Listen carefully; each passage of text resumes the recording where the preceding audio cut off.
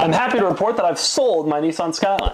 But before I move on, I've decided to make one last video that sums up my Skyline ownership experience. First up, driving experience. The Skyline is one of the most enjoyable to drive cars that I've ever owned. It just had the perfect amount of power, and the steering wasn't so over-assisted like it is in so many modern cars. It was fast but not ridiculous, it sounded great, and the shifter and clutch were so much fun to use. I can't say enough good things about this car's driving experience. It was that good. I can, however, say a negative thing: right-hand drive. I never really got used to right-hand drive, like so many owners of these cars say they do.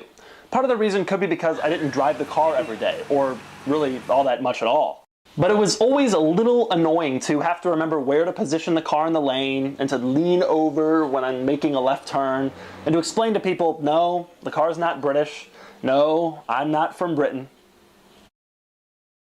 Speaking of attention, that's something I thought I would never get in the Skyline, but it was constant, both from people who didn't know what it was. Where are you from? Where we live here. You live here? Where'd you get your car from? The car's from Japan. I just imported it. Oh, nice. That's great. And from people who knew. I drove one when I went to Japan. Oh yeah? Best thing ever. Everybody wanted to talk to the guy driving the right-hand drive car in America, or the guy who imported the Skyline. Wait, so is there something wrong with the car or you? Well, it's on the right side.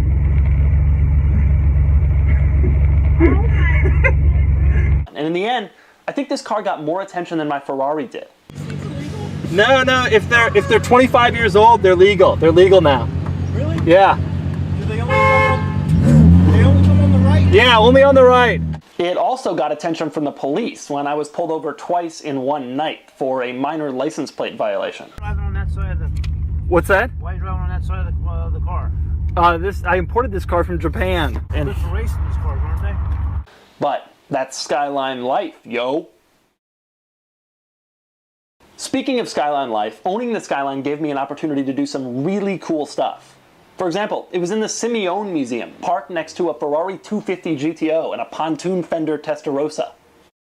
I took it to a dyno, courtesy of my friends at ADEUS Tuning.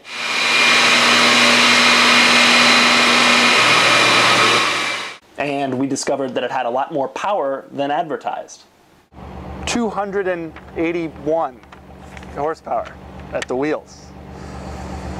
Yeah. And I had a lot of fun comparing it to some other cars over the last year too. So which one should you get? the Scion Justy GL. And don't even get me started on the engines. Yes, these two cars technically share something in the sense that they both have twin turbocharged 6 cylinders with all-wheel drive.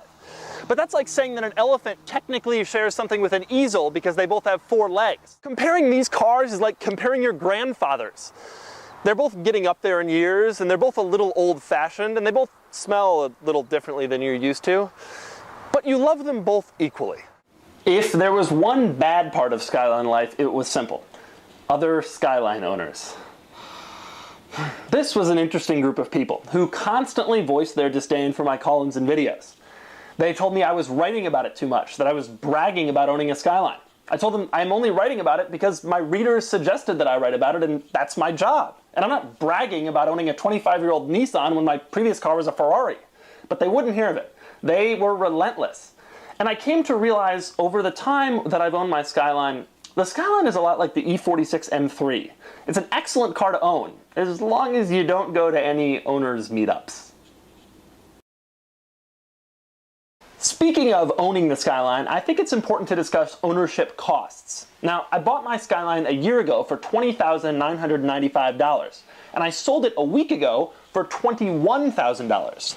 That means I made $5. Who says cars aren't an investment?